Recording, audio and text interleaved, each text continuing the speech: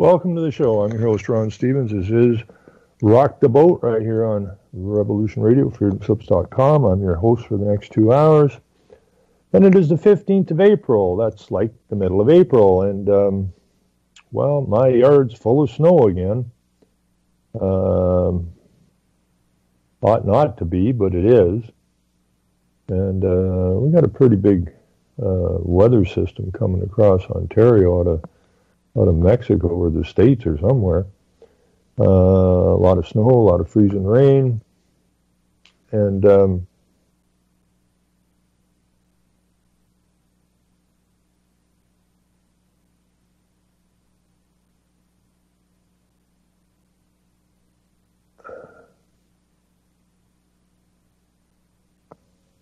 why?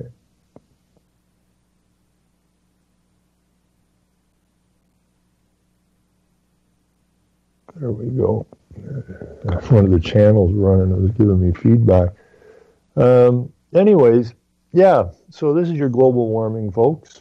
It's, if it gets much hotter out, we're all going to freeze to death. But then that's part of the game, isn't it?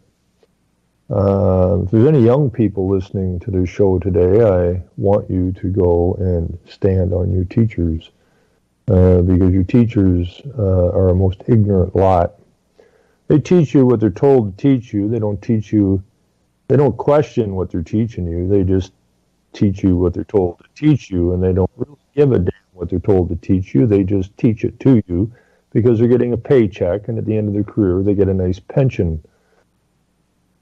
So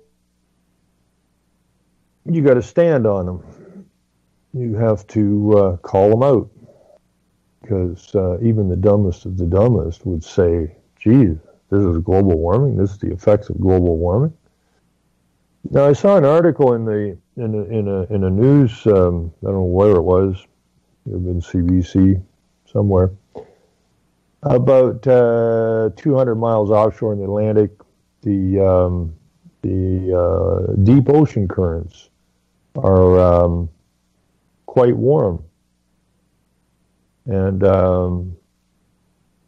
they're trying to play that up as part of global warming or climate change, or you cause the ocean currents, the deep ocean currents, to warm with your pollution and your nonsense and all the rest of it, which is totally untrue. Again, it's untrue.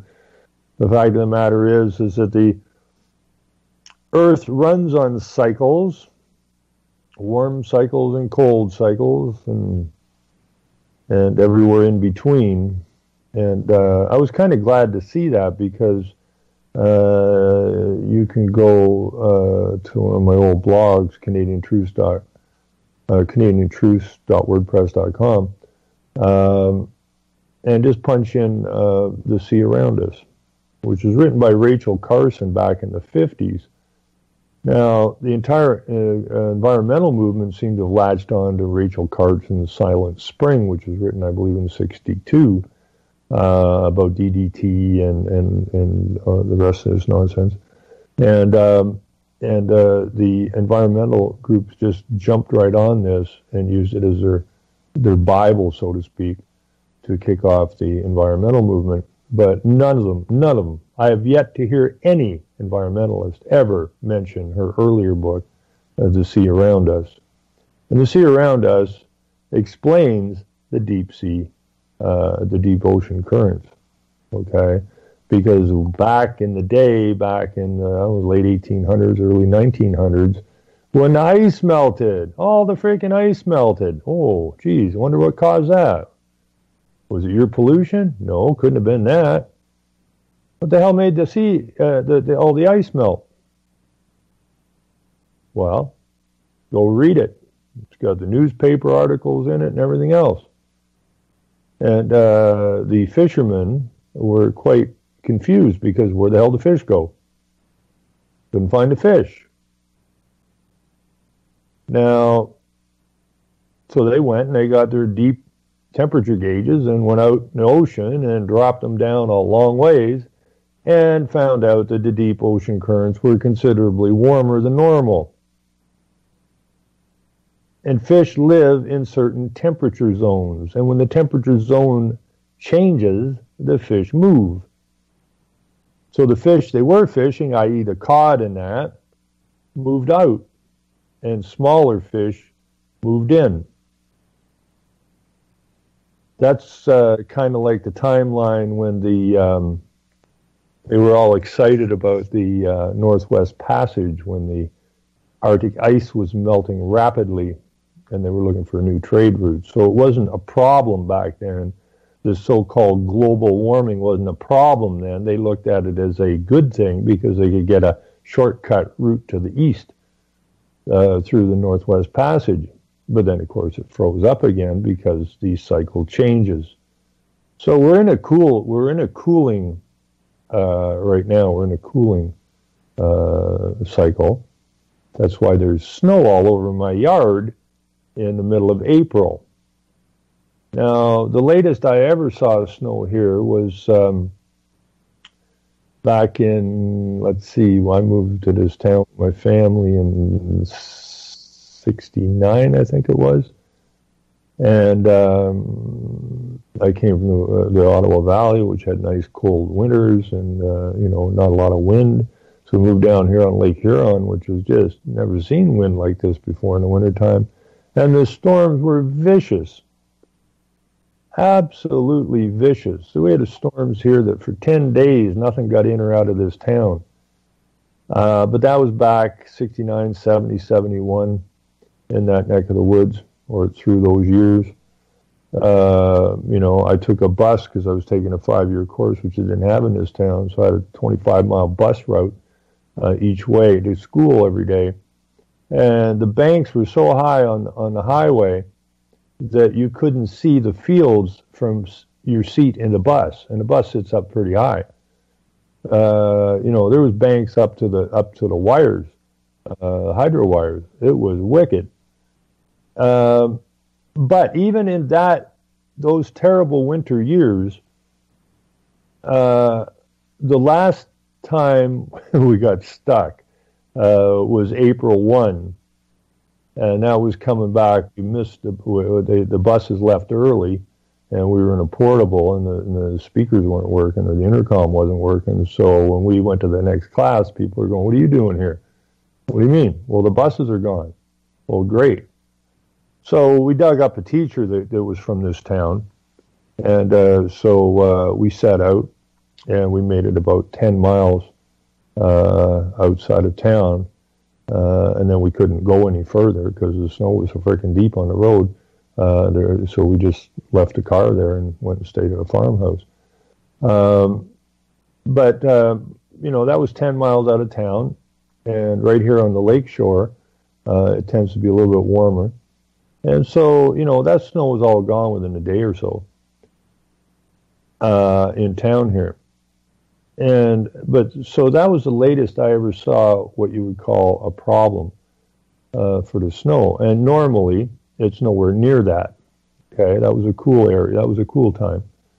And so now we're into it again. Only this time it's April 15th, and our yard is full of snow, which is lunacy. But hey, they'll spin it off to you as global warming. This is a sign of global warming. I hear this all the time. Well, that's part of global warming. Global warming means it gets cold out. Global warming means it gets warm out. Global warming means drought. Global warming means heavy rains. Global warming means no sun. Global warming means all sun. Global warming means whatever the frig they want you to believe it means. And you got to get your brain wrapped around that because you're being lied to. Okay? Man is not capable of hurting the earth. I mean, if you put it into perspective, look at the size of you and look up. You're a minuscule little ant running around on the earth. The earth is big. They use this saying, the earth is getting smaller every year. No, it's not. It's the same damn size. And all the water that was here the day it was formed is here today. Okay? And it will be forever. So all of this nonsense they throw at the kids in the schools is a lie. Straight out lie. And it really ticks me off because I was lied to in school and I'm angry about it. The history I was taught was bullcrap. Always pushing agendas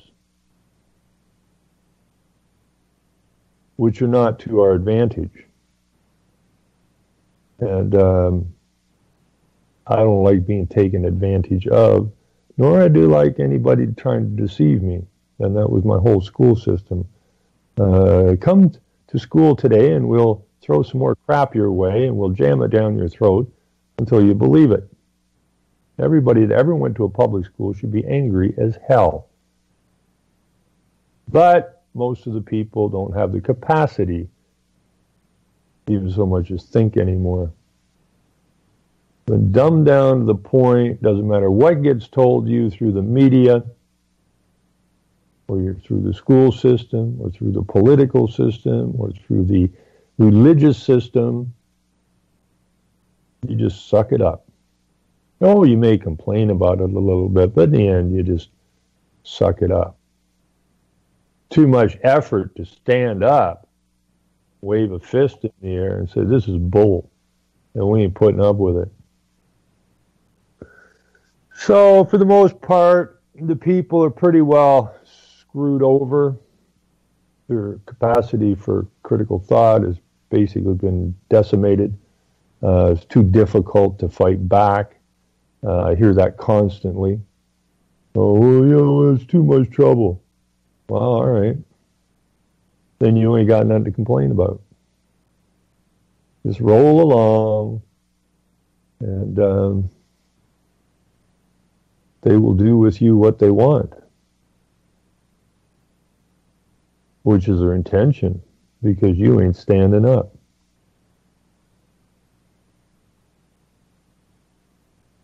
Which kind of brings me, I don't even really want to talk about this today, but I'm gonna. There was a rally out in Calgary on the weekend, and I'm quite disappointed. I'm extremely disappointed with what took place there.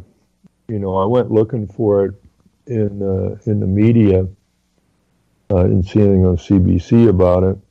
I went to CBC Calgary. I didn't see anything, but I did find a story on Global News, Toronto, no less,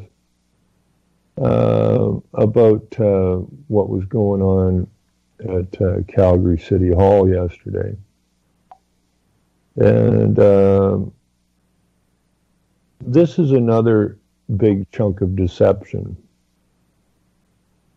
Okay, total deception.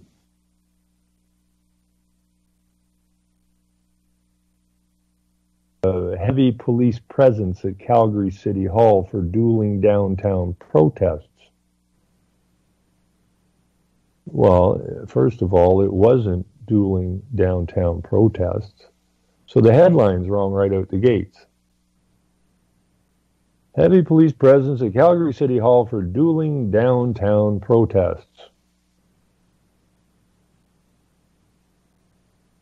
Dozens of police officers were at Calgary's municipal building on Saturday as several opposing groups organized rallies.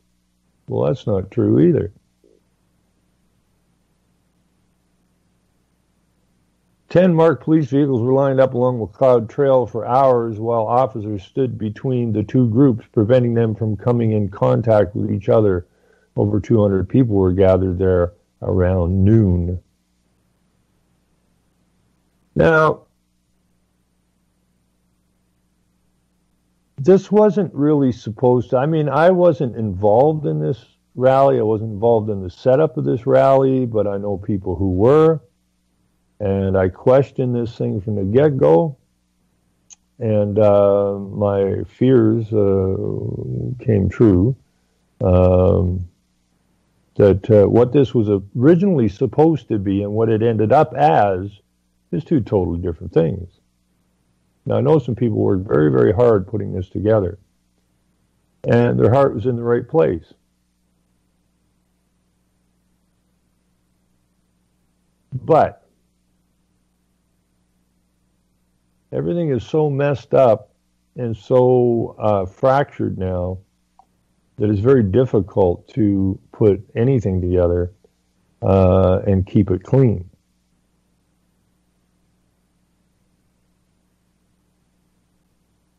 So this was originally supposed to be, it was originally set up to be a conference at City Hall of Christian men and women to discuss some things. But that's not what it ended up at. It ended up as a rally. And I'm not up for this kind of stuff myself. I was invited to go out there and speak. But this is not, this turned out exactly how I thought it would turn out. It's something for the media to play with.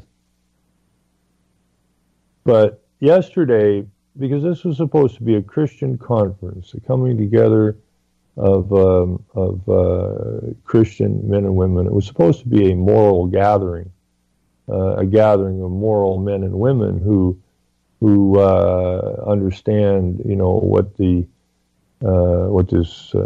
our forefathers were when they came here, and they were moral men and women who understood the idea of a creator and a law. And that's really, I think, what that was supposed to be about, just to move that back into the forefront. I mean, we were secularized and everything, and we see where that took us. So, end up as a rally. There was some speakers from Toronto who came out. There was an ex-Muslim woman,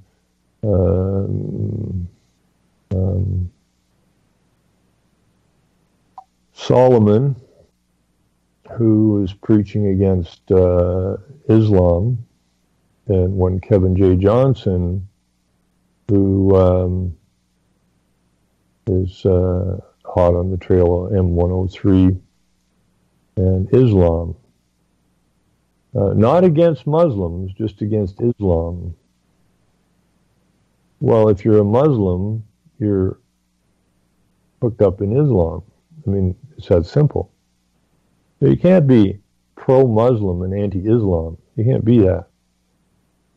Because you can't be a Muslim unless you're attached to Islam. You get this mixed message flying around. But what irritated me was I was watching this yesterday, I see an Israeli flag flying. Now, this was supposed to be a conference of Canadian Christian moral men and women. And here's this Israeli flag flying around. Well, what the hell's an Israeli flag doing at a so-called Christian conference? These two don't mix. So we have, I can't remember Solomon's first name. Anyways, very outspoken lady. And so, you know, she's running around with a anti-Islam hoodie on. And but this isn't supposed to be about Islam. It was supposed to be a Christian conference. But then you have to ask yourself, what exactly is a Christian? That's where it gets muddy. It's very muddy. It's like it's the religious aspect is pretty much the same as the political aspect. They're both there to confuse, deceive, divide, and in the end conquer the people. No political faction is on the side of the people. And no religious organization that I know of, at least in this day and age, is about the people. It's about moving nefarious agendas forward. We got Kevin J. Johnson. He was on my show, and he got out of there before I could ask him any questions, but he's extremely narcissistic. I mean, this is so much about Johnson and Solomon. It was ridiculous. But both Solomon, the Muslim ex-Muslim woman, and Kevin J. Johnson both speak at the JDL, the Jewish Defense League. The hell are they doing there?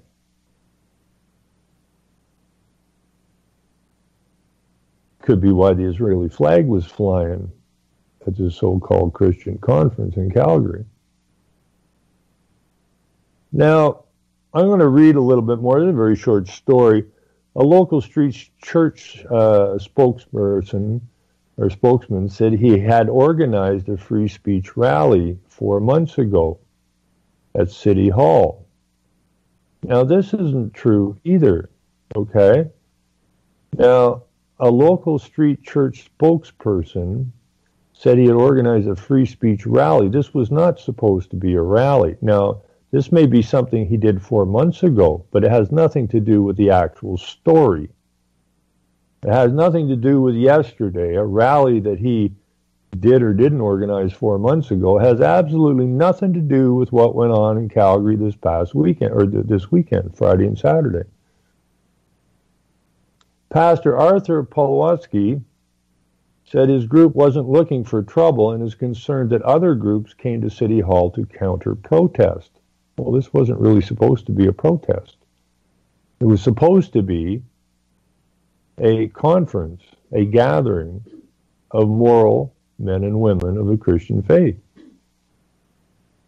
So this has nothing to do with it either. Now, this Pastor Arthur Pawlowski is Polish.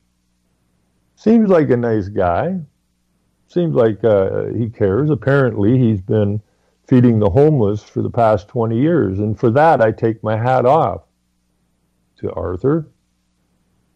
But Arthur was yammering on. I watched a couple of his talks, and he's yammering on about the Holocaust and whatnot. And anybody that's done any research whatsoever know the Holocaust was a complete and total fraud in order to move the Jewish faction forward. Okay? If you did any research at all, don't call me anti-Semitic. Don't call me a Nazi. Okay? Call me a freaking researcher if you want. That I can deal with. If you can prove something I say is wrong, make no mistake, I will be the first one to shake your hand and say thank you. So don't be firing bigot and racist and anti-Semitic and all the rest of this crap my way.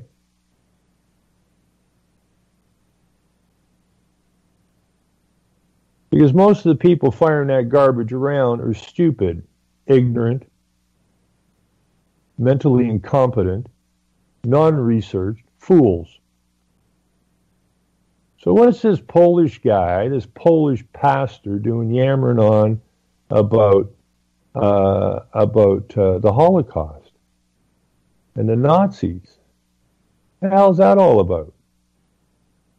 Could it have something to do with the Israeli flag that's flying around this so-called Christian conference?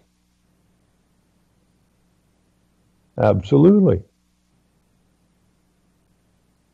So we got two speakers, Sandra Solomon and Kevin J. Johnson, who both speak at the Jewish Defense League. Well, that ain't Christian. And we got this Pastor Art, who is yammering on about the Nazis and the Holocaust.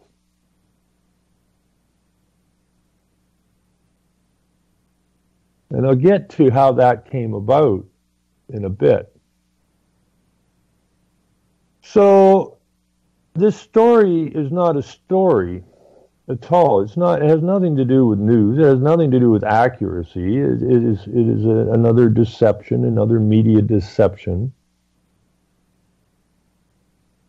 So every time, this is Pastor Art talking, quote, every time a Canadian white male wants to stand up and speak and express himself, he's facing all those organizations. I believe in a democratic country. Well, that's a problem right there, Art, because democracy is the last damn thing you want. Okay? Let's agree to disagree. I'm not hunting them down. They have freedom of speech, but I want my freedom of speech as well. Says Art. The counter-protest was organized in part by the Calgary Anti-Fascist Action. Organizers say they chose to come to the rally to draw attention to what they call messages of hate.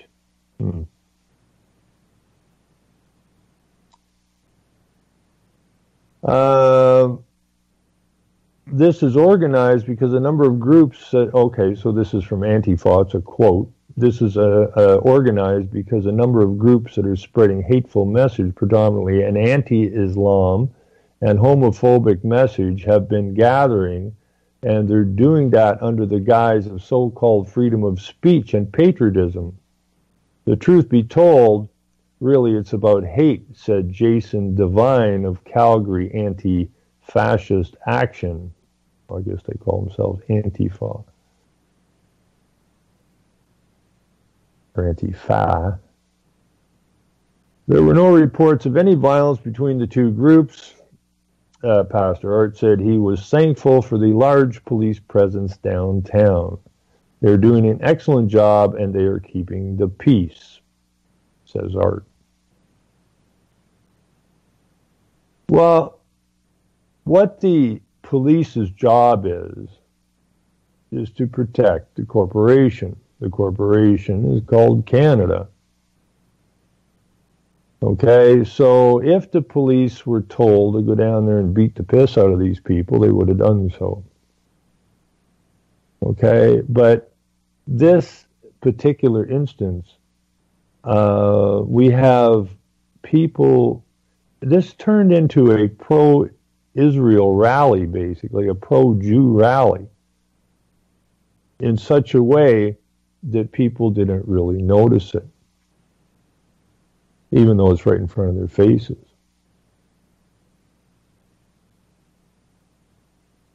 Why? Okay, so the Sandra Solomon, one of her commitments is to fight against anti-Semitism.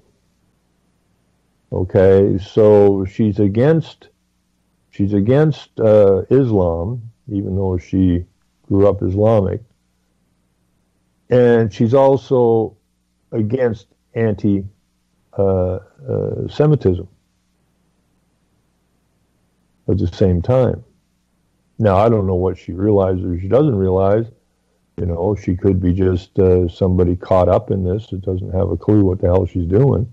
That's a possibility, but I doubt it. Now, we have the last Christmas or Christmas before, they had a Christmas dinner with MPs, federal MPs, and the only federal MPs that were invited to that Christmas dinner are people who don't celebrate Christmas. And it was a meeting, it was a Christmas dinner, which I find rather ridiculous, the Christmas dinner of Jewish and Muslim federal MPs. Now, this idea that the Muslims want to kill the Jews and is ludicrous. They're working together. So when I see somebody like Sandra Solomon or Kevin J. Johnson speaking at the Jewish Defense League and then turning around and hollering about M103 or Islam, it doesn't make any sense at all. Okay, I mean, the Jews know what they're involved in. They're the ones that brought us the whole idea of multiculturalism. Okay, the Jews, and I'm not talking about all Jews, right?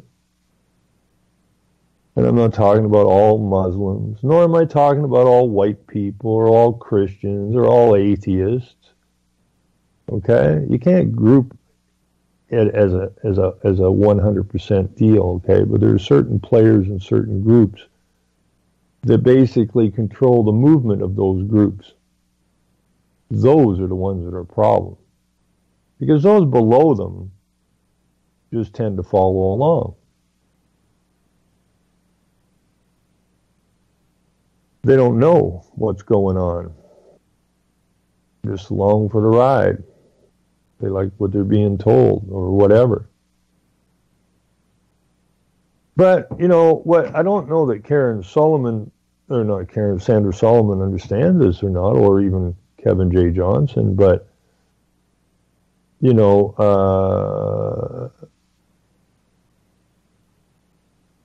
the Muslim faction is also Semites. So if you're protecting the anti-Semitic faction, then you have to be standing up for the Islamic faction as well, because they're all Semitic peoples. And that's a fact.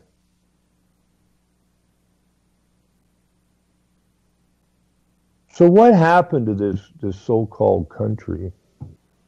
Now, before I go any further, I want to thank those who tried to make this conference work, but it was obviously hijacked to push the Zionist movement, the Israeli faction. Now, how can you be at a Christian conference and flying an Israeli flag? And then at the same time be anti-Islam? Because if you look up when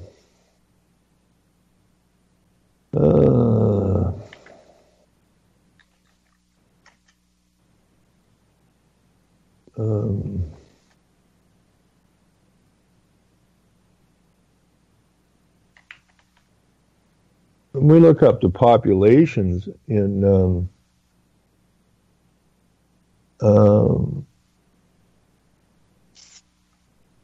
let me see. I think the population of Jews is, I had this out here before, around 80 to 82. I see the numbers bounce around, but somewhere in the 80% range, let's just run it that way, are Jews. And I think 20-some% are Muslims, and something like 2% are Christians. So 2% of the people in Israel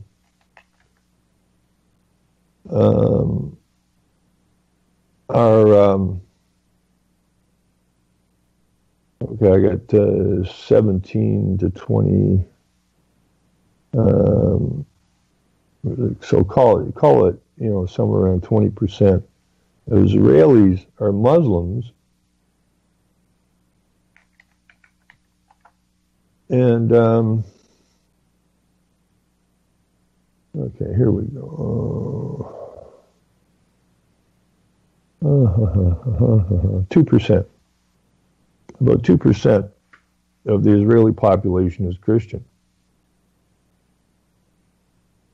So you got about 80% are Jews, about 20% are Muslims, and 2% are Christians. And you're having a Christian conference in Calgary, and you're flying an Israeli flag. And you got Pastor Art yammering on about the Nazis and the Holocaust, and you got Sandra Solomon and Kevin J. Johnson, part of the ADL or the JDL, little go people for that. Then how is this a Christian conference? What the hell's an Israeli flag doing at a Christian conference?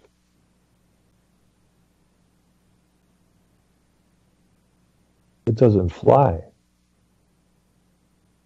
Okay? This whole thing was a ridiculous setup. Now, I am pretty much convinced that had this actually been a Christian conference, if it had actually been a conference of moral men and women of a true Christian faith, and we'll get to the mix-up on that a little bit later on, it would have been a more violent, maybe not so much violent, but it would have been, the bar would have been raised quite a bit on the noise and that. And the police would have been much more active than they were. The whole thing would have had a different aspect to it. But that Israeli flag was flying, and so that's a straight giveaway that this thing got hijacked. And because we, not us, but the company is attached to Israel, with that Israeli flag flying, you're not going to get a lot of interference from the police. Because their job, regardless of what Art says, is to protect the corporation. You never see the police on the side of the people in a confrontation between a corporation and the people. Ever. The police are always on the side of the corporations. You don't see them handcuffing the corporate people. You see them handcuffing those who are protesting to save their land or stop stupid deals or whatever. So the police are they're the corporate goon squad. And that's just the way it is. Now, there are police, don't make me see, this is the 100% thing again. There are police who get it. Just like there's teachers and preachers who get it, but they're afraid to stand up and say what needs to be said because of their paycheck. Period. I mean, I did have a policeman, an OPP officer, which really floored me when I ran in the 2007 provincial election, and I got him to sign my paperwork. Freaked me out because he told me he was signing it because he believed I had it in me to make this a better place and in turn a better country. So he gets it, but he ain't saying nothing. He's not ever going to stand up. Well, maybe someday, but he's not going to step out of place and say what needs to be said. I mean, he's making $100,000 minimum for driving around in the cruiser handing out tickets. How the hell you beat that job? Same as the teachers. There are lots of teachers out there that know that all of this garbage that they're feeding the kids in the school is a complete crock of nonsense, but they're afraid to stand up. They don't want to be outed. They don't want to be separated. They don't want to be alone. So they just bow their heads and continue feeding the kids the bullcrap, which I don't understand how people do that. I can't do it. I just don't understand how people do that. I mean, once you see and once you know, you cannot not see and you can't not know. So how the hell do you continue to do what you're doing? I don't understand that one little bit. If all the good moral men and women of this nation stood up, we could fix what's wrong with this nation, which is pretty much everything, extraordinarily quickly.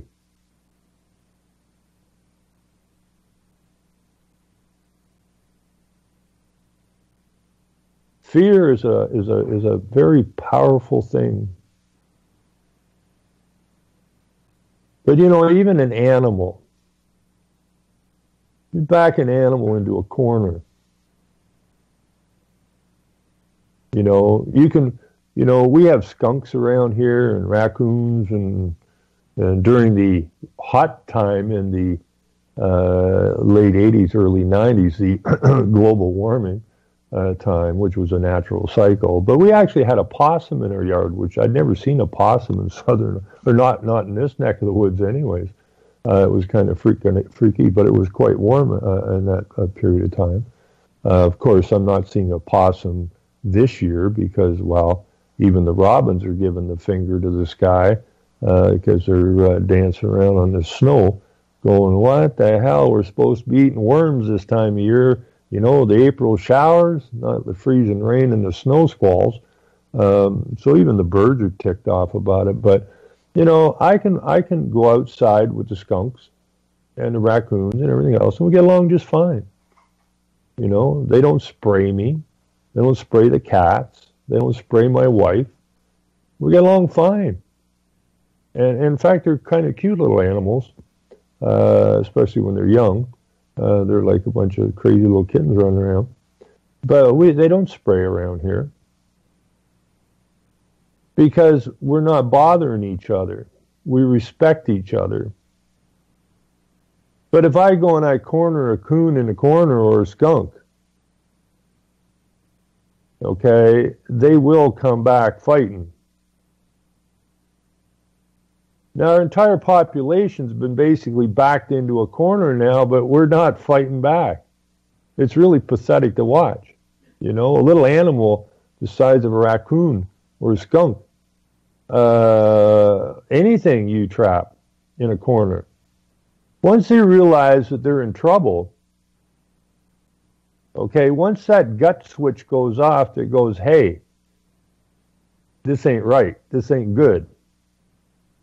So I can just sit here and cower in the corner and the outcome is not going to be good. Or I can do what only choice I got, and that's to come out of this corner scrapping. And whatever happens after that happens. But an animal won't lay in a corner and allow you to beat it to death. It will come back the best they can. But our people here, you know, have less backbone than a small animal. The people of the nation know they're being pushed into the corner. They see it every day. They're being robbed. Their rights, not the government rights, the rights of a man have been taken from them.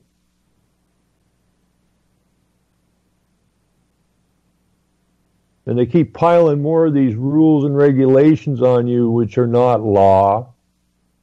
It's corporate policy to make money and to keep you in your place.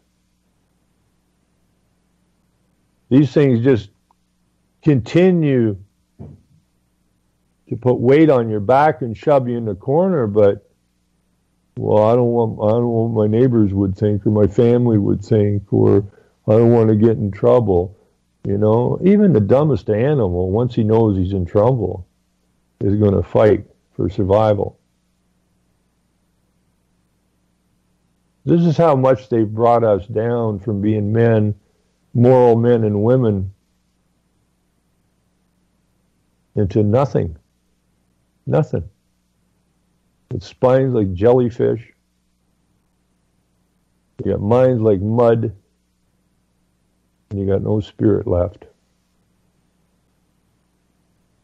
And it's really, really pathetic. It doesn't have to stay that way.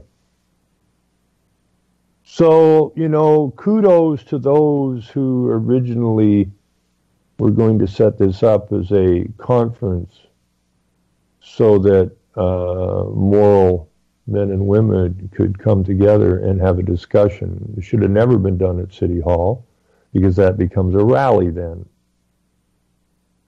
right? And that's not real productive. But that was a lesson learned for the people who tried to put that on.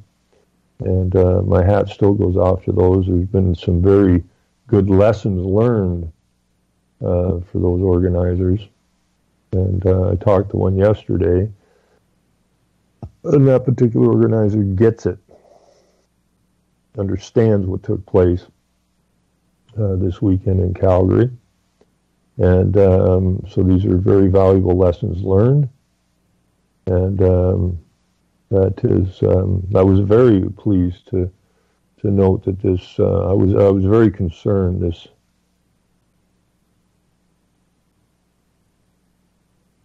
one that I was talking to yesterday would be hurt or depressed about what took place.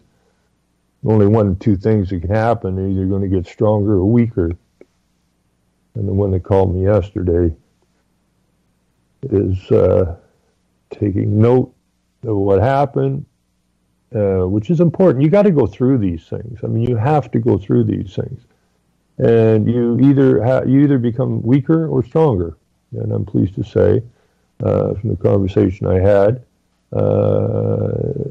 this particular one has gotten much stronger and sees with better eyes now and understands what's going on.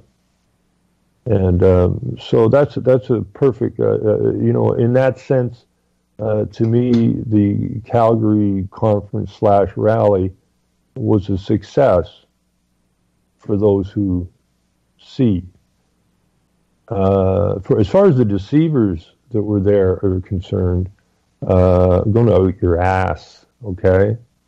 I'm going to make a special. I've held off on this for months now, letting this thing ride itself through to its conclusion.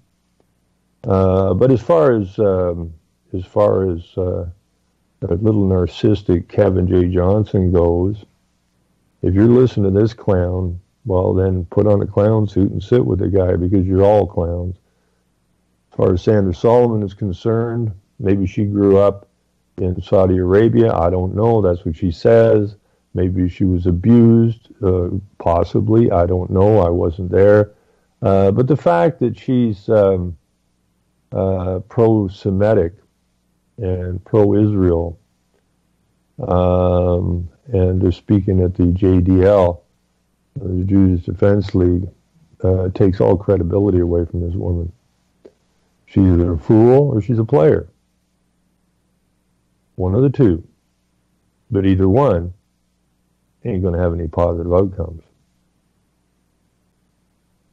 And as far as, the Pastor Art goes, hats off to you. You've been feeding the homeless for 20 years or something. I much appreciate your efforts, but for you to stand there with an Israeli flag flying during that conference / rally and not having it taken down, and to sit there and yammer on about the Nazis and the Holocaust, again, either shows you're part of a problem or you're completely ignorant about what you're speaking. Either way, that's dangerous. So if you are a moral man, as you say you are, then you're going to have to change your rhetoric a little bit and get the facts straight. And that's unfortunate that these things have to take place. But you have to understand this has been going on for an extraordinarily long time. Now, our forefathers who came here, we're almost out here for timeline.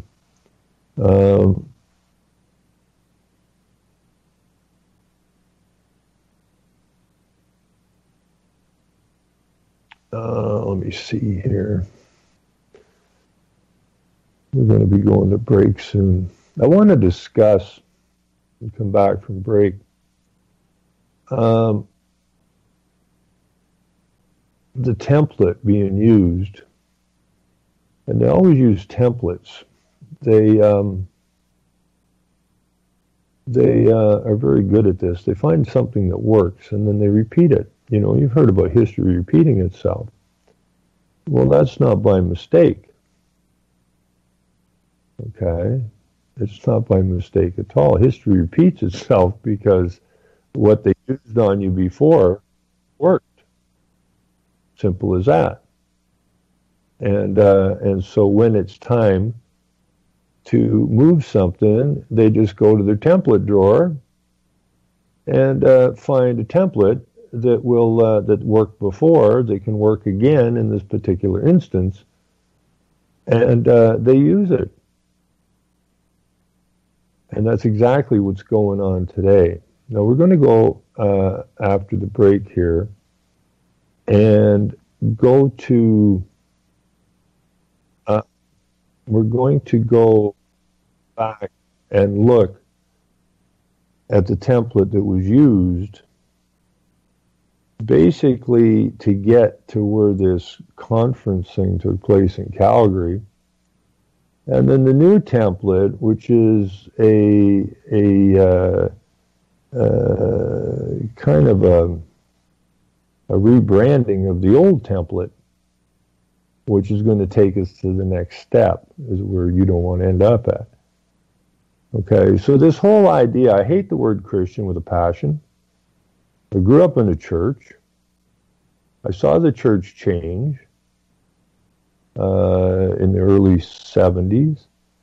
And I didn't understand what was going on at the time. I do now. It was a total sea change there in the church, and what caused it. We'll talk about a little bit of that when we come back from the break. If anybody has anything they want to say or add into or get in on the discussion, the phone number here on Studio B is 605-468-4705. That's 605-468-4705. Or if you're hooked up on Skype, you can pull me that way, or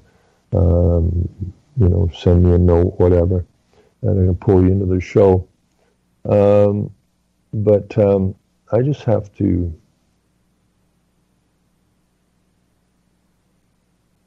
listen to this because during the music, I think we should be soon. And so we'll talk about that, and hopefully you can realize the deception just in the word Christian. There's so much deception built into that simple little word. It's that's why I don't like the word. It's too much, too many players involved in that word. Deception in that word.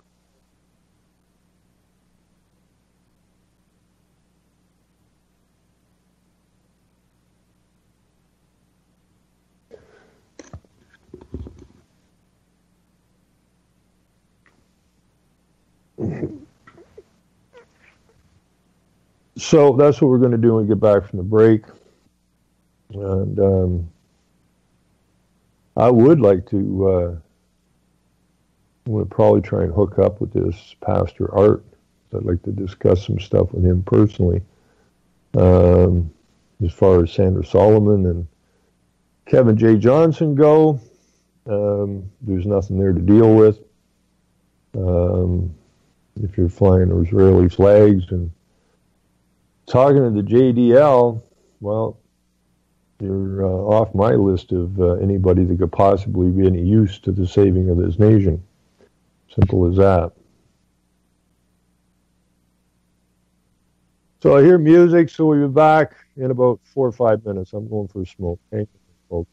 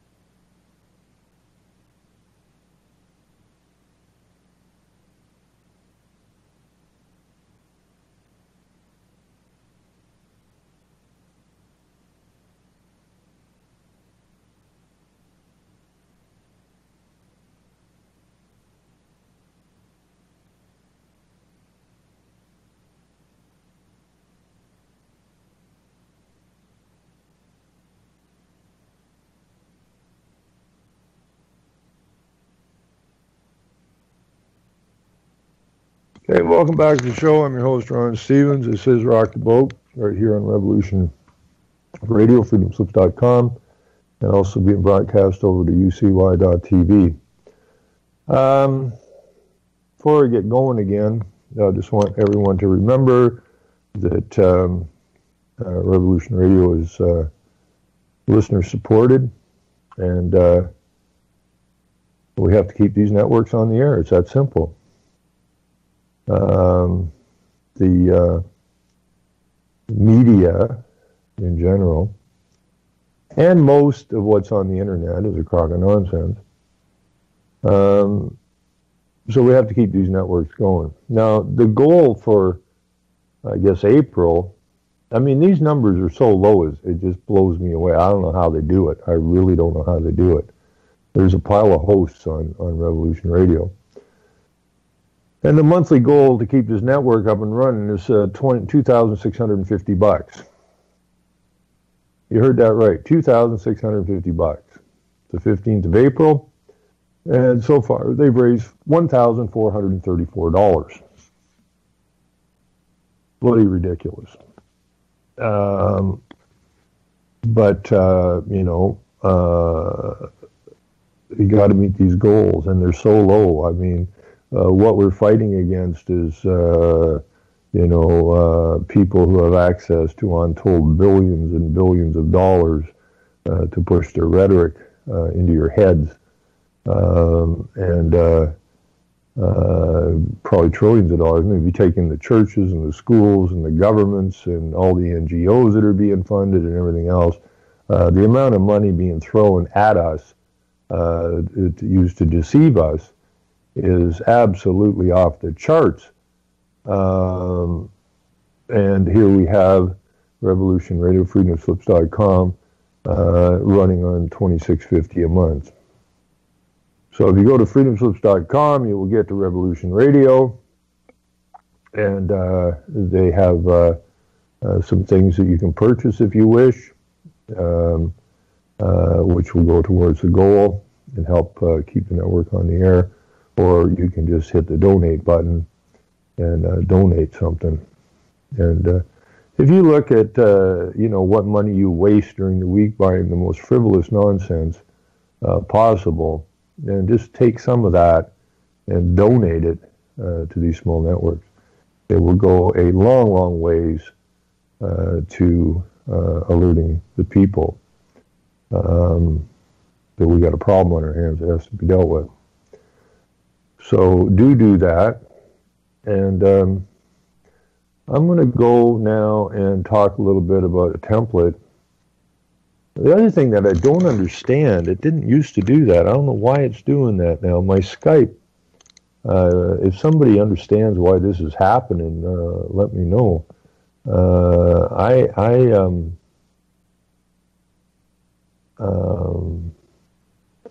If I go to freedomslips.com and push Studio B, which is what we're on, and play it, it's loud and clear. But when I hook into Revolution Radio, freedomslips.com, on my Skype, it drives it down to it's almost inaudible. And then when I bring UCY in, it basically is inaudible. So it's very difficult because I don't hear the in and out music. So what I tried doing today, which kind of works, is when I think I'm getting near the timelines, I just turn on play at Studio B, but then I get that delay back at me all the time. But actually today, I'm in on time coming back on the show because I turned it on because I can't hear it through Skype, which is kind of strange. But anyways, we'll work it through. Anyways, back to what we were talking about, and this is what killed me. The first guy, and I had him on my show too during the Calgary election. He was running for mayor, a Larry Heather, who, when I had him on the show, started on about Judeo-Christian, and that irritated the hell out of me and kind of had to jump him a little bit, and I don't like jumping guests, but that really irritated me because Judaism or Judaism and Christianity are like legal and law. Okay, legal is got nothing to do with law, and Judaism and Christianity are the very same thing. They are opposites. They're opposites, but they keep by using the terms interchangeably, people get to the idea that they mean the same thing. They do not. Okay, legal is not law. Period. But they keep interchanging those words, and people think that legal is law.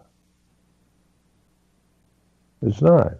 I mean, I had that conversation with a guy from the Law Society of Upper Canada, and it really messed him up because we went through what is legal and what is law. He thought they meant the same thing, but then he just went through the school system and then decided he wanted to be a lawyer, so he went to law school, and never asked anybody any questions, any pertinent questions, all the way through school, all the way through his schooling to become a lawyer, and just listen to what, it's like a garbage can. You just dump the garbage in the can and send the can away. The can don't ask any questions.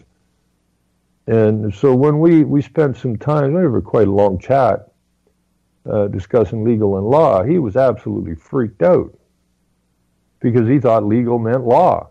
It doesn't.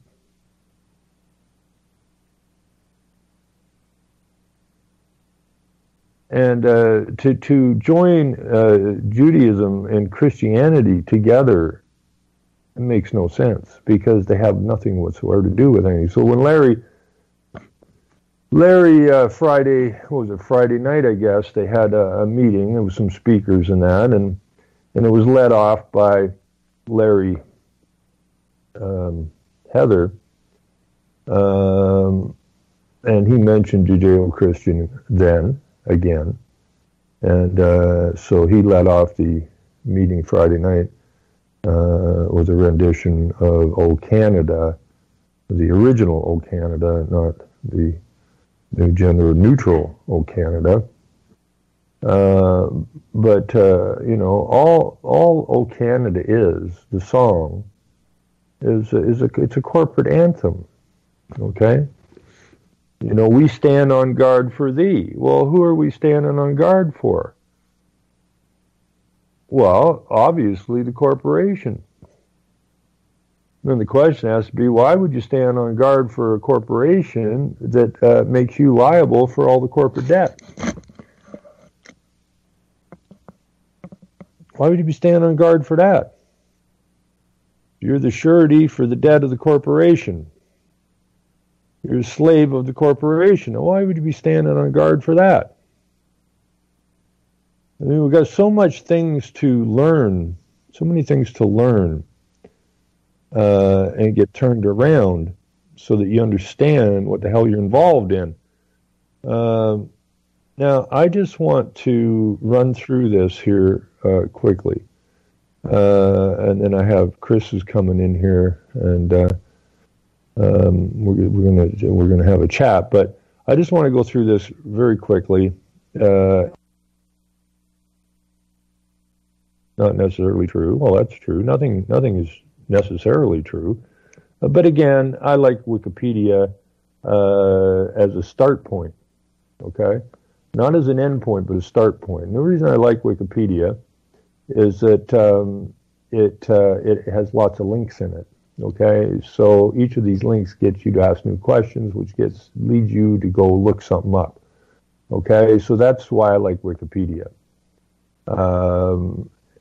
Anyways, this is Judeo-Christian in Wikipedia, and this is the template that they used to deceive you. Now, all they've done at the end of this template now is added Islam to the template. Same template, same shit, different decade. So this article is about the term grouping Judaism and Christianity for the 20th century American concept of common values shared between the two religions. See Judeo-Christian ethics. That's a link. You can go there. Excuse me. For modern Christians who retain a Jewish identity, see Messianic Judaism for converts from Judaism to early Christianity. See Jewish Christian. For the intersection in general of Judeo and Christianity, see Christianity and Judaism. Judeo-Christian is a term that groups Judaism and Christianity either in reference to Christians' deviation from Judaism or due to perceived parallels or commonalities.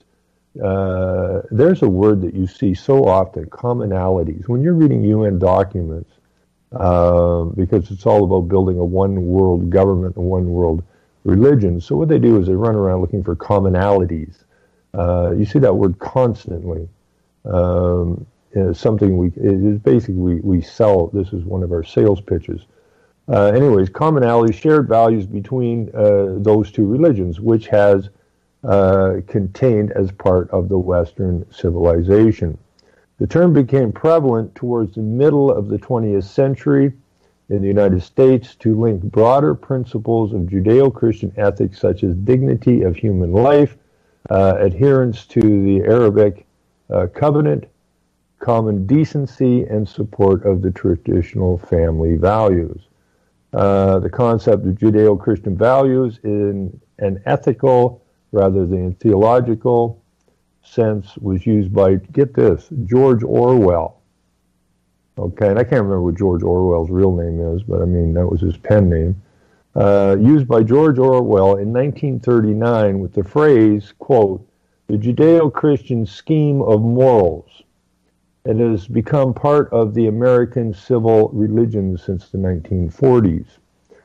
The term Abrahamic religions is used to include Baha'ism, Islam, and Druze, etc., as well as Judaism and Christianity.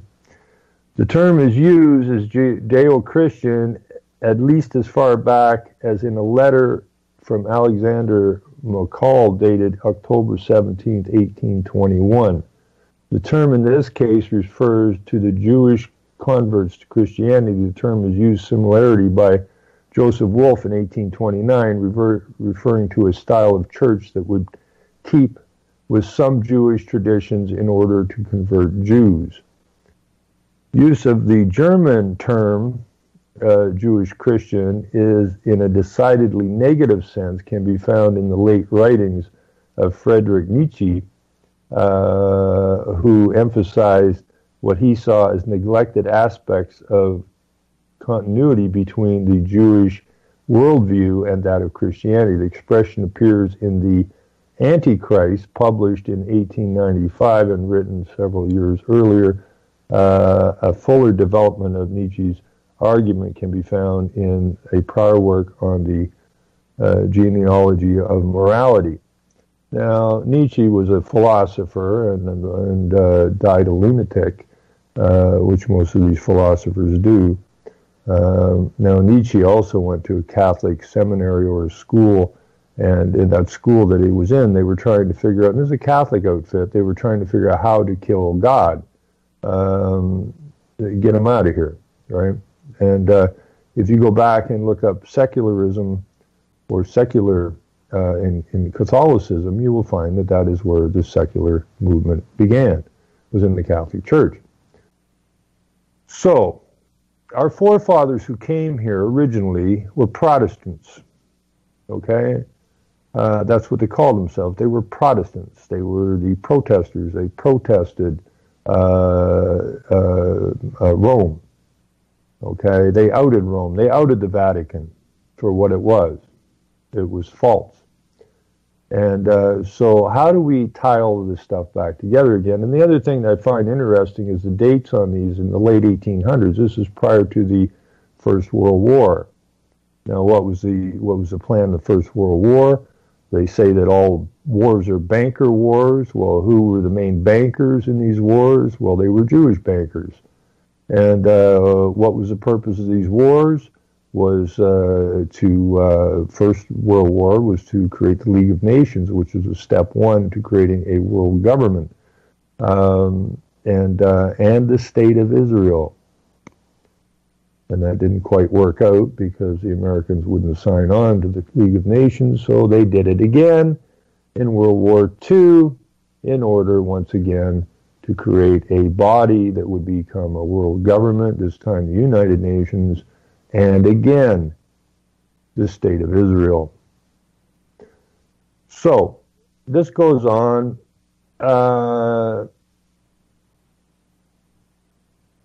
What I found interesting here, okay, is the basic template. And this is what they're doing now with Islam. Okay, make no mistake about it. It's called intergroup relations. Promoting the concept of United States as a Judeo-Christian nation based upon Judeo-Christian ethics first became a political program in the 1940s. i.e. the Second World War. In response to growth of anti-Semitism in America, Jews played a small role in that, but the rise of anti-Semitism in the 1930s led concerned Protestants, Catholics, and Jews to take steps to increase mutual understanding and lessen the high levels of anti-Semitism in the United States. Now, wait a minute. Your Protestant forefathers who came to North America, they were carrying the Geneva Bible, which basically outed the Vatican as a satanic organization. The Pope is a satanic guy. The Catholics they wanted nothing to do with. The Jews they wanted nothing to do with. The idea was to come to a new land and start a new life under law, the law of God. They didn't want anything to do with Catholics or Jews or lawyers. So when our forefathers came here, they came here for what purpose? To build a new house and to keep the weasels, the foxes, and the snakes the hell out of the house. But over time, they work away at it, and this is a perfect example of them working away at it. You have Protestant, Protestants, Catholics, and Jews to take steps to increase the mutual understanding and lessen the high levels of anti-Semitism in the United States. Now, if you go back and you read the what's it called, whatever the rules of the Jesuits or Jesuit oath, okay, which is Catholicism, they are told to specifically infiltrate the churches and to stand at the pulpit and pretend that they're these Protestant pastors when in fact they want everyone in the congregation dead. And like I always say, this is the only thing standing in the way of a world government is American Constitution and the so-called Christian faith, which is really the Protestant faith. So what they've done here is you had some Protestant pastors, some Catholic priests, and some Jewish rabbis get together and do some scheming, okay, to deceive the people, which is what they did. In this effort, precursors of the National Conference of Christians and Jews created teams consisting of a priest, a rabbi, and a minister to run programs across the country and fashion a more pluralistic, that's what they're trying to build today, a pluralistic society, America no longer defined as a Christian land, but one nurtured by three ennobling traditions, Protestantism, Catholicism, and Judaism. The phrase Judeo-Christian entered the contemporary lexicon as the standard liberal term for the idea that Western values rest on a religious consensus that included Jews. Through soul searching and the aftermath of the Holocaust, there was a revolution in Christian theology in America. The greatest shift in Christian attitudes towards Jewish people since Constantine converted the Roman Empire, the rise of Christian Zionism, that is, religiously motivated Christian interest and support for the state of Israel, along with a growth of philo-Semitism, love of the Jewish people, has increased interest among American evangelists in Judaism, especially areas of commonality with their own beliefs. See also Jerusalem in Christianity. During the late 40s, evangelical proponents of the new Judeo-Christian approach lobbied Washington for diplomatic support for the new state of Israel. The evangelicals have never wavered in their support for Israel. On the other hand, by the late 1960s, mainline Protestant denominations and the National Council of Churches were showing more support for Palestine than for the Israelis. Interest in the positive attitude towards American Judeo-Christian tradition has become mainstream among evangelicals. The scriptural basis for the new positive attitude towards Jews among evangelicals is Genesis 1:2-3, in which God promises that he will bless those who bless Abraham and his descendants and curse those who curse them. See also Abrahamic covenant.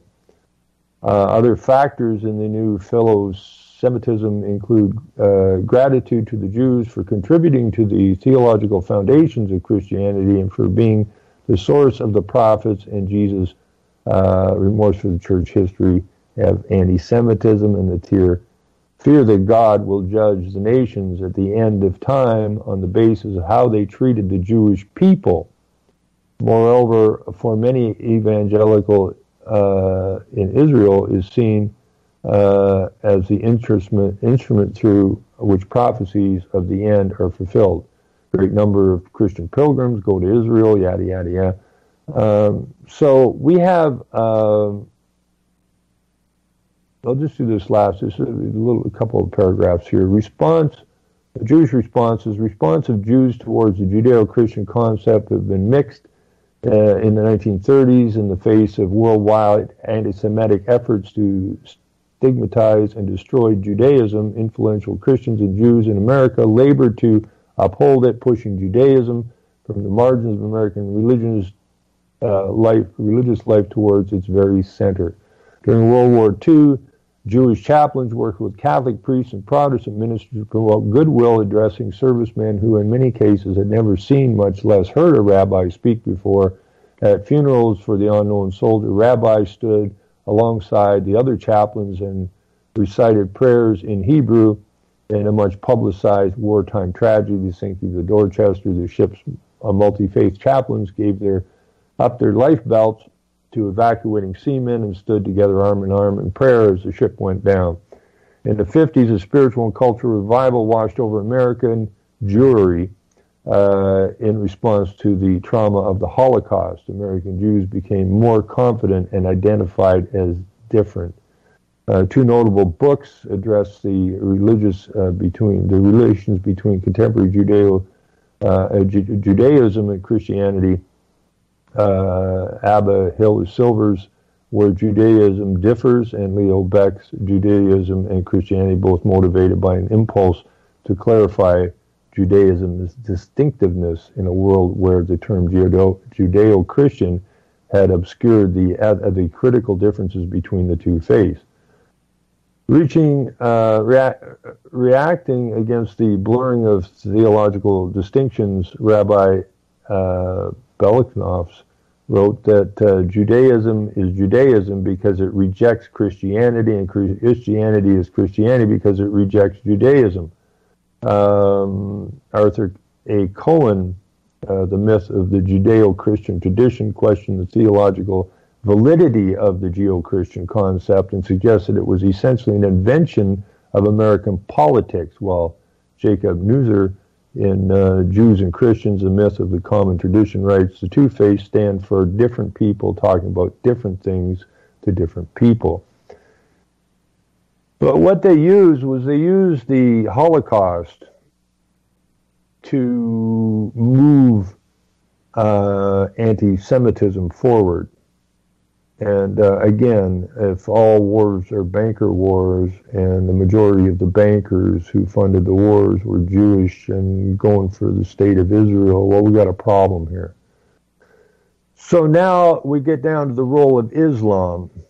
Advocates of the term Abrahamic religion since the second half of the 20th century have proposed a hyper-ecumenicanism that emphasizes not only Judeo-Christian commonalities, but that would include Islam as well. the rationale for the term Aramaic being that white-only Christianity and Judaism give the Hebrew Bible, Old Testament, the status of Scripture. Islam does also trace its origin to the figure of Abraham as the very first Muslim. Okay, so all we got going on here is a continuation of the same bullshit that took place when they created the so-called Judeo-Christian society. It's false, it's a scam, it's a deception, and, just look up Judeo-Christian in Wikipedia, and there's all kinds of links in there. There's some I have followed, some I haven't had time to follow, but we have to come to terms with what our forefathers were trying to accomplish and where we are today. And we got to turn the clock back. We got to get back our nations. The only way we're going to do it is get smart, stand up, and push this shit out of here. Anyways, Christopher, how you doing, friend? You were mentioning you had Johnson on your show. He was scheduled. Yeah.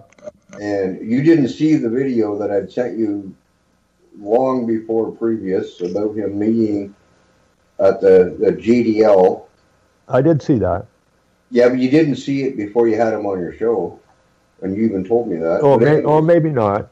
Then we had Solomon on, or she actually, you didn't invite her. She just came on. I guess she was through another guest you had. How did she get on? I don't know. Was that with Kevin Johnson? Yeah.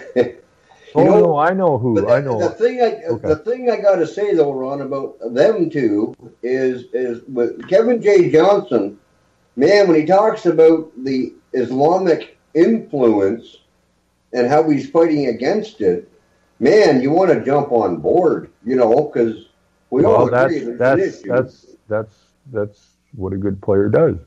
And then with Solomon, she got prominence by going to, I believe initially a city council meeting where she got kicked out, screaming that I'm a next Muslim.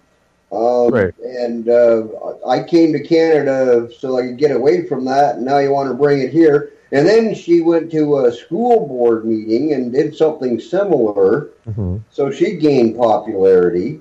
Right. But the two of them together, which I do believe they are conjoined at the hip now. I do too. They don't mention the real issue, which is what you've been discussing in the first hour and a half of your show.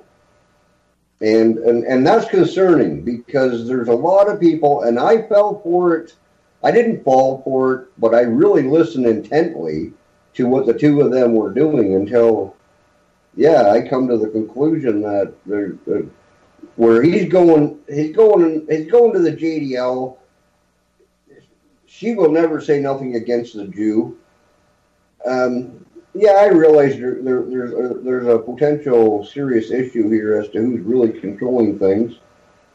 And I really feel that's important, and you're getting it out, and you're one of the few, my friend. I had a show earlier, actually, that mentioned the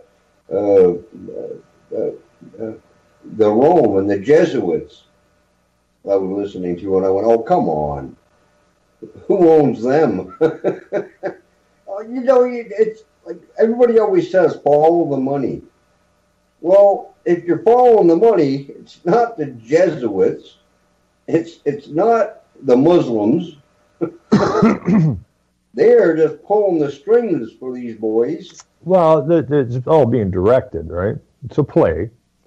And they bring in the actors from wherever they need the actors, whenever they need the actors, to move the play forward, right?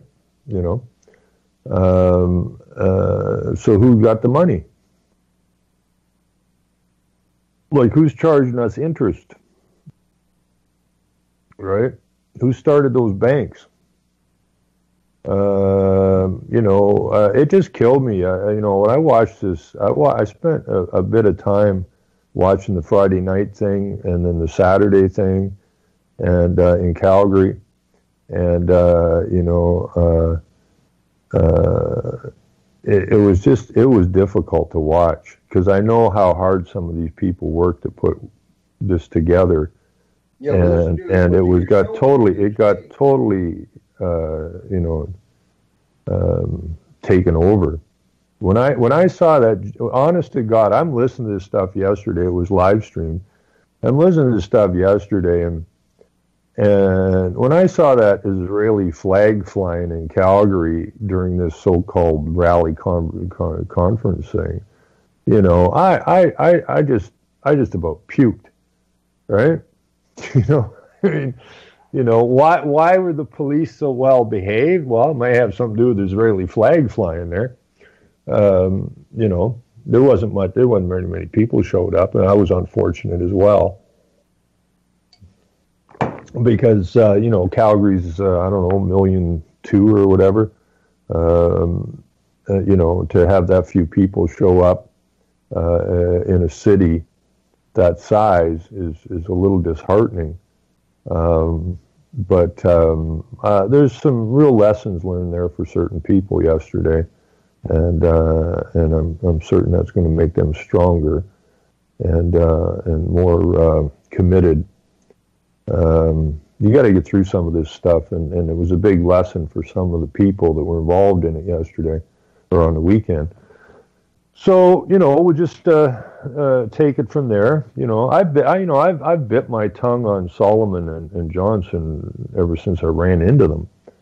But the deeper you look into it, you go, oh, wait a minute here.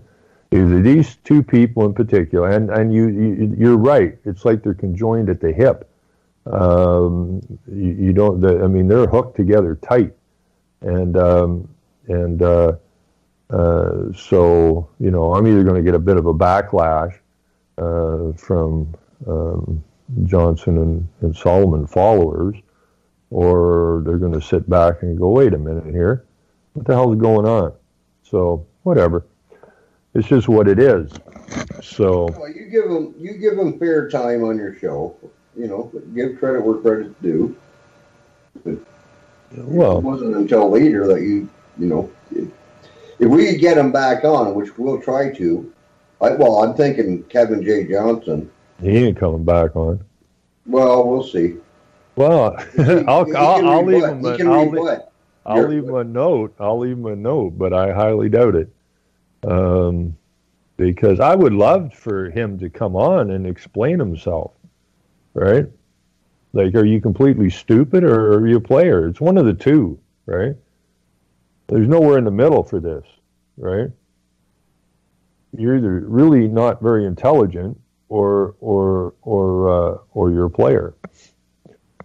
I don't remember back in the I don't know, 30s, 40s, even 50s, 60s, where the Israeli flag was prominent in our countries, Canada and USA, and our leaders were openly going to the JDL or the ADL, either, same thing.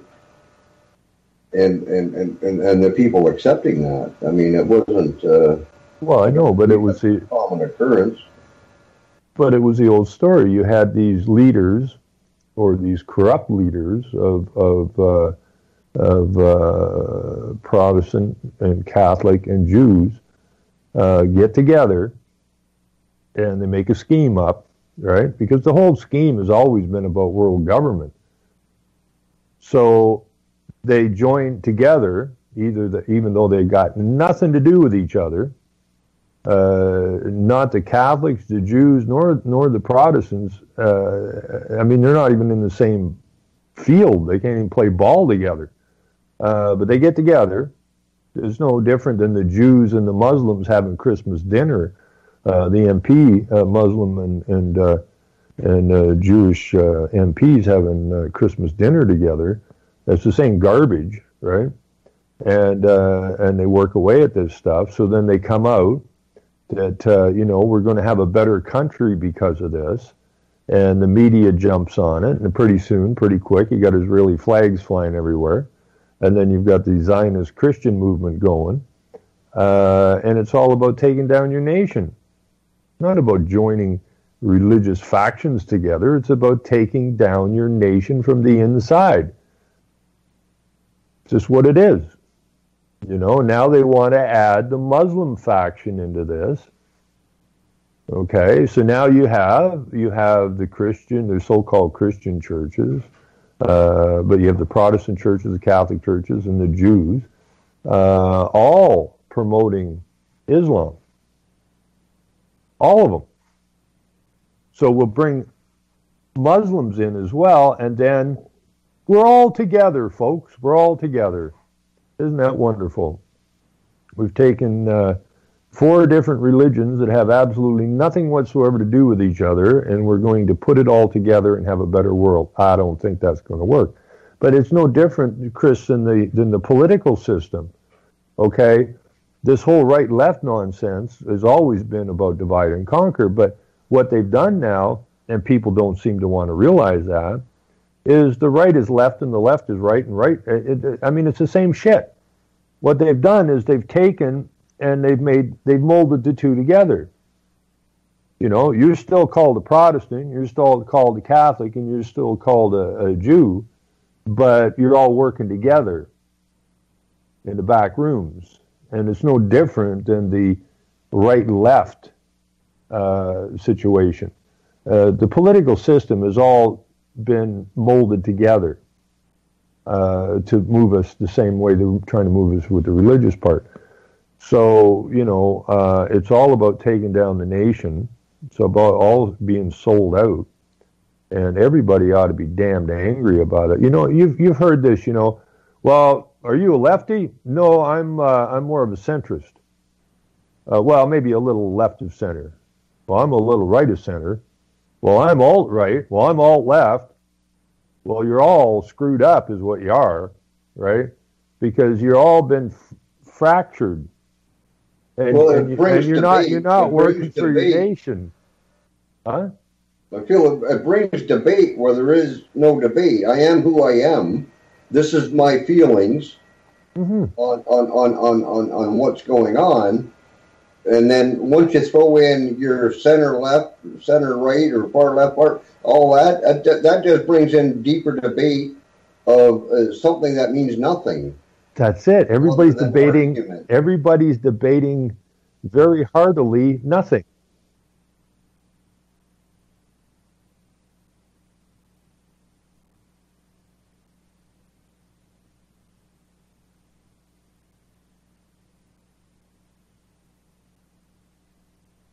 What happened here?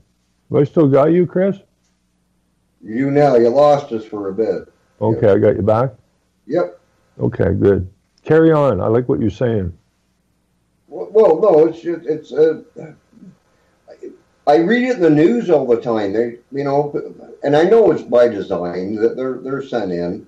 They're arguing about, well, in Canada, they're arguing about, well, when Harper was in office, well, when Trudeau, and it's just to divide you between them two, whereas you can't have a feeling of your own, where you're saying, well, here's the way I see our country as it is, without a left or right. You're still categorized. Well, then you must be right of center. You know. Well, yeah, that's what the media does. It gives you choices, right? And you pick a choice, but it's a constructed choice. It's a choice they constructed, right?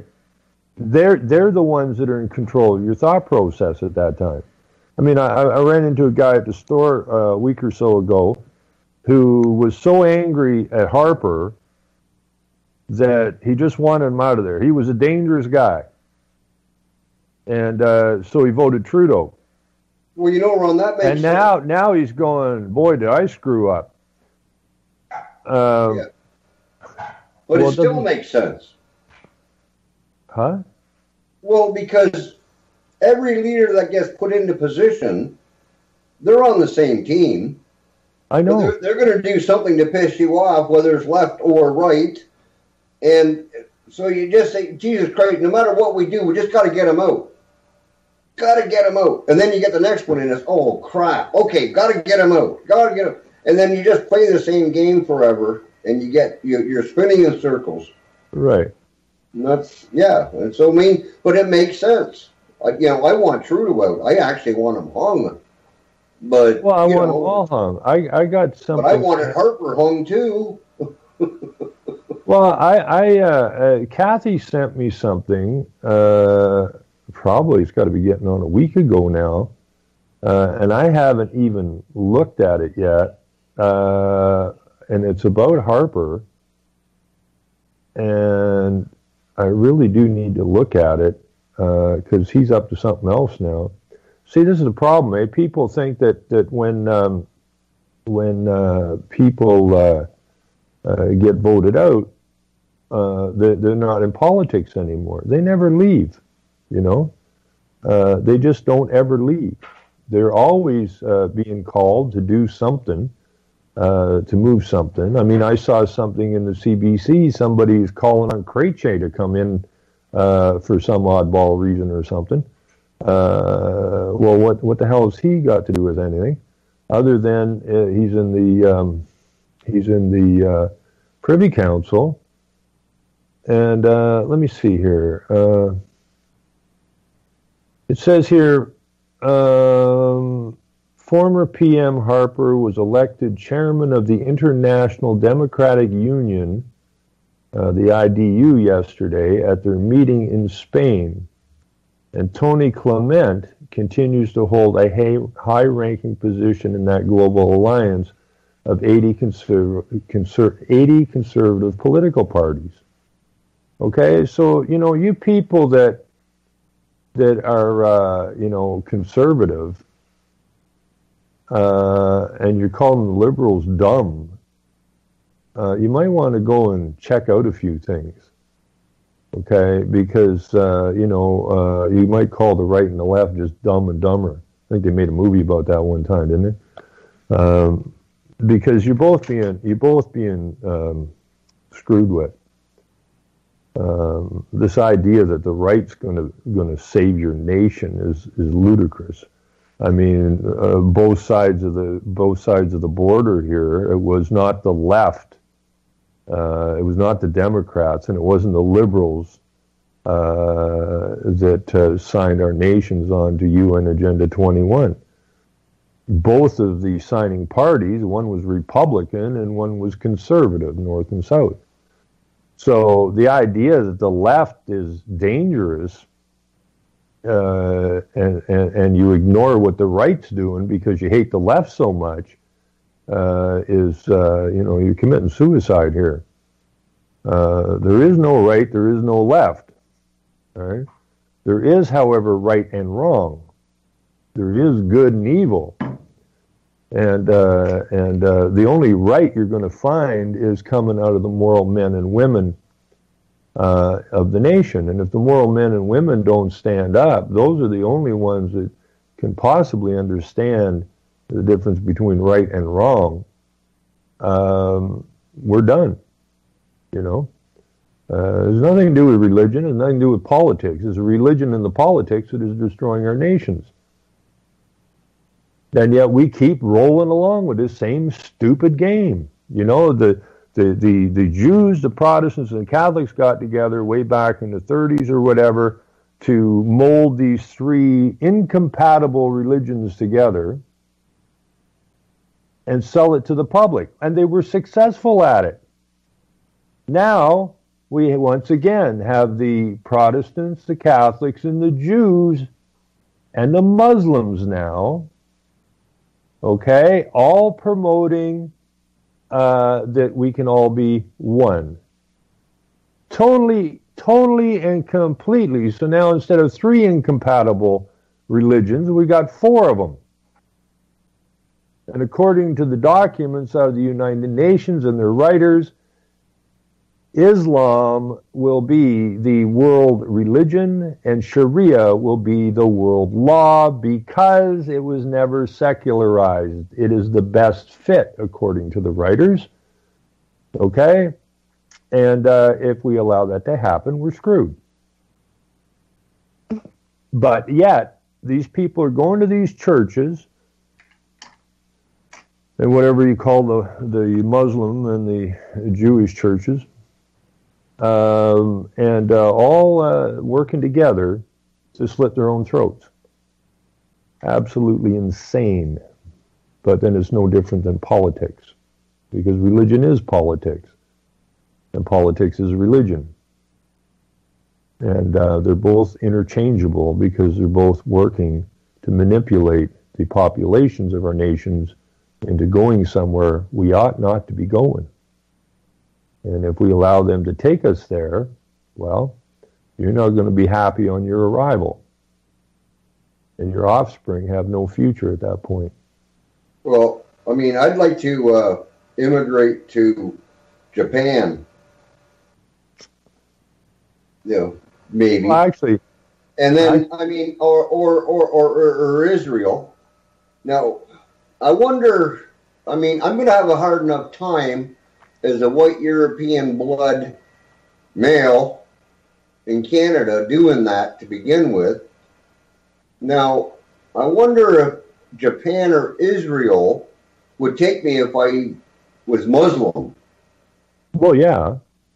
Well, I don't know about Japan, but I mean, we are told that we must accept,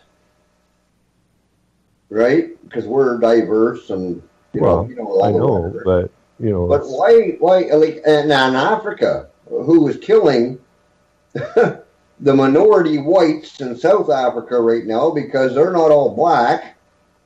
I wonder if I could immigrate there and they would allow me in with open arms and give me a social assistance check and a house and free dental and medical and how come it's just us? Well, because they're already been taken down. Now it's our turn. No, right? Japan hasn't been taken down yet. Japan was taken down. Israel is Japan was taken down. Japan We're taking in what Israel's kicking out. No, Japan is just Japan was taken down in the Second World War, and they've just been doing whatever they've been told to do ever since. They were told that they would be. Well, no, I mean, Japan was destroyed basically, and they built them back up, and they gave them the manufacturing and whatnot. It was not by mistake, but the fact is that if you're promoting Israel and like they were yesterday, and Johnson and Solomon and the other guy.